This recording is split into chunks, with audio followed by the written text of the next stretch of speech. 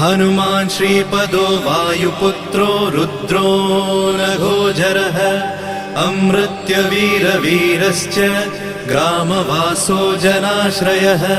धनदो निर्गुणः शूरो वीरो निधिपतिर्मुनिः पिङ्गाक्षो वरदो वाग्मी सीताशोकविनाशकः शिवः शर्वत्परो व्यक्तो व्यक्तो धराधरः पिङ्गकेशः पिङ्गरोमा श्रुतिगम्यः सनातनः अनादिर्भगवान् देवो विश्वहेतुर्जनाश्रयः आरोग्यकर्ता विश्वेशो विश्वनाथो हरीश्वरः भर्गो रामो रामभक्तः कल्याणप्रकृतिस्थिरः विश्वम्भरो विश्वमूर्तिर्विश्वरूपो